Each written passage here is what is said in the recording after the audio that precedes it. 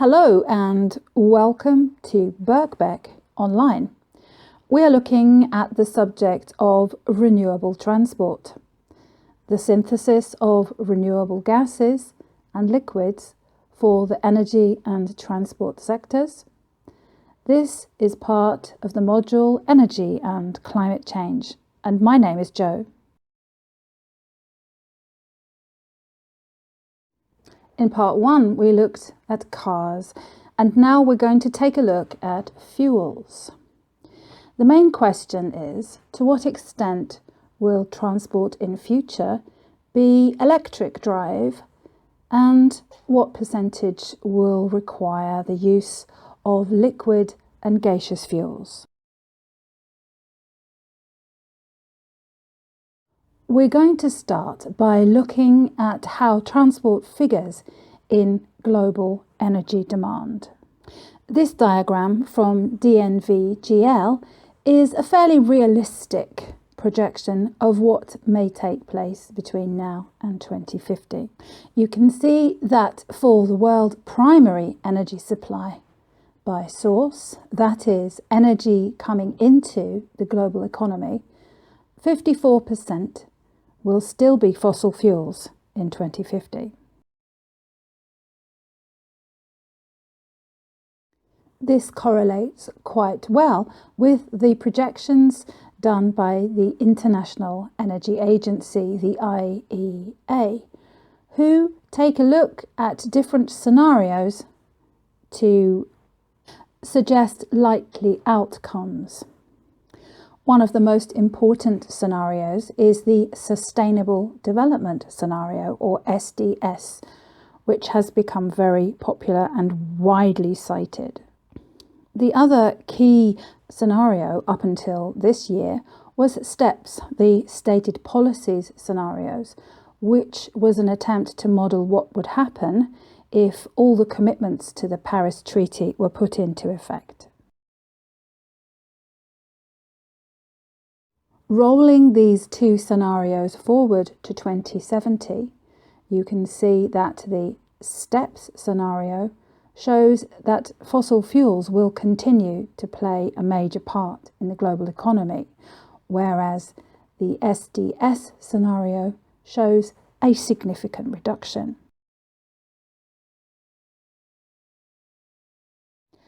Of course, 2020 changed the situation entirely, and the IEA now include a delayed recovery scenario in their projections, as well as a new scenario called Net Zero Emissions 2050.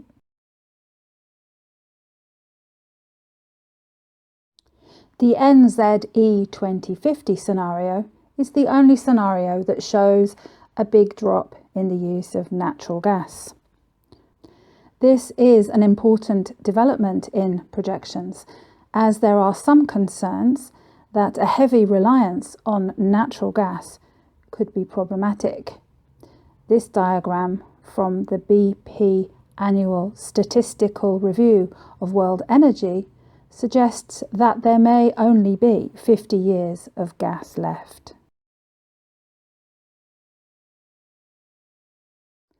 And now we're going to take a look at the emissions profiles of these scenarios. The heavy lifting that needs to be done to move from the STEPS scenario to the SDS scenario will include a large slice of renewables. And that's not just wind power and solar power. It includes such things as biofuels and renewable gases. This is the same scenario, SDS, as shown by the International Renewable Energy Agency, or IRENA. And you can see more clearly on this diagram the contribution that green gases should be playing.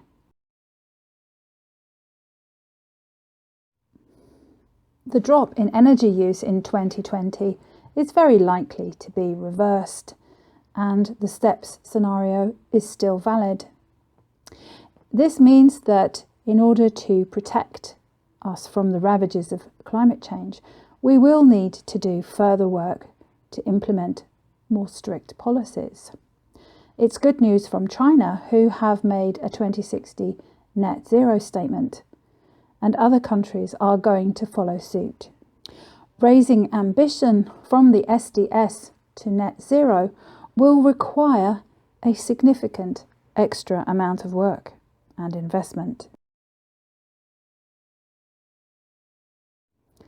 In summary, SDS requires significant change and decarbonisation in the power sector, quite a lot of end-use efficiency work and some behaviour changes, whereas NZE will require significant extra amounts in all of these categories of effort. Now we're going to move on to look at electricity, which is a subset of all energy.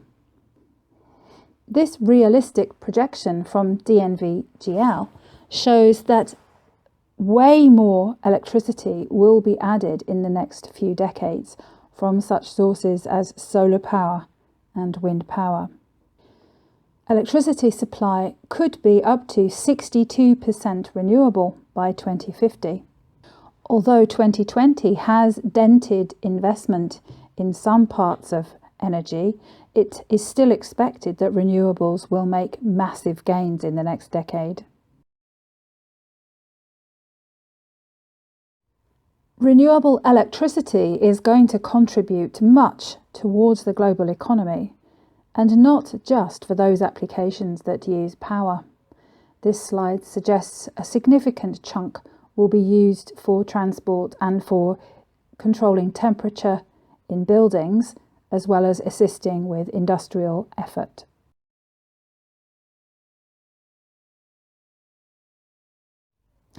Even with just the SDS level of ambition, power generation will have almost been completely decarbonised by 2040. There will be some significant beneficial side effects of decarbonising the power sector, as is shown by the projections for the reduction in air pollution emissions.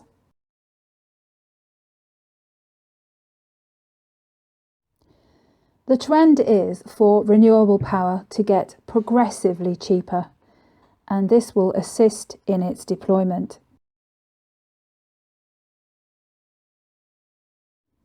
With some state support, renewable energy in the form of solar photovoltaic power generation will be the cheapest electricity in history, according to the IEA.